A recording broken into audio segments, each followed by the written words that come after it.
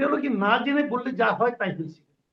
এই দুজনের মধ্যে একজন হিসাবটা না জেনেই বলেছেন। দেখেন এখানে তেলের এই সংকটটা, আপনার যে যে বিভিন্ন পাম্পের বিভিন্ন অবস্থা, এটা কেন? যে পাম্পে সারাদিন তেল দিতে পারছে, তাহলে তারা কি বেশি তেল পাচ্ছে গভর্নমেন্টের কাছ থেকে? তাই বা কেন পাবে? এই জায়গাটা কিন্তু হিসাব করা দরকার। মজুতটা আপনি কিভাবে করবেন? দেখেন আমি একটা সহজ হিসাব বলি।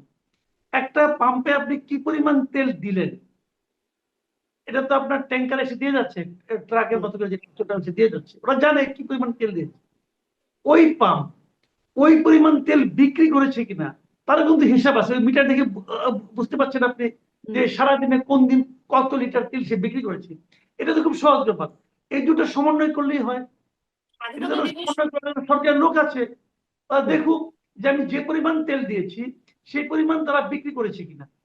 যদি বিক্রি না করে থাকে তাহলে তাদের কাছে তেল আছে, তাহলে তারা তেল লুকিয়ে ফেলেছে।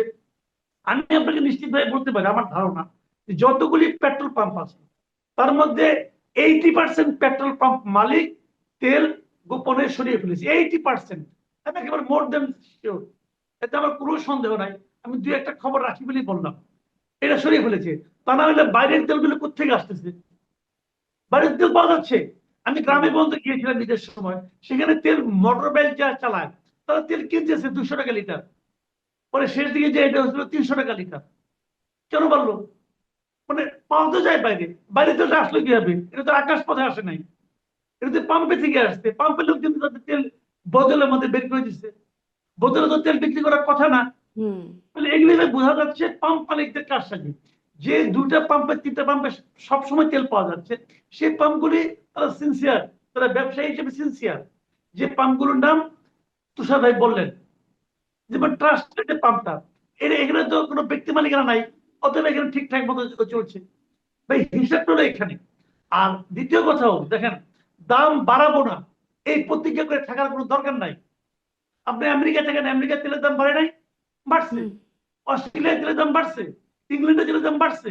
আবার যখন কমবে তখন তারা কমাবে।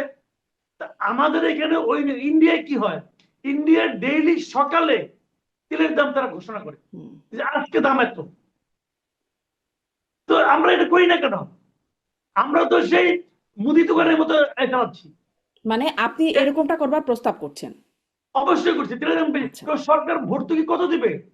সরকার ভর্তুকি দিবে কার টাকা দিবে? ওটা আমার টাকাই দিবে। আর ডিজেলে আর দিতে হবে। আমারই লস। আপনি আন্তর্জাতিক মার্কেটের সঙ্গে সমন্বয় করেন। জি, আমাদের ভয়টা স্পষ্ট। কোথায়? মানে আমরা বাড়তি ভর্তুকির কথা, বাড়তি আমরা জানি ভর্তুকির কি, কথা। আমরা যেটা জানি আমাদের ভয়টা কথা সেটাই বলি। আমাদের ভয়টা হলো যদি একবার বাড়ে আর কখনো কমে না।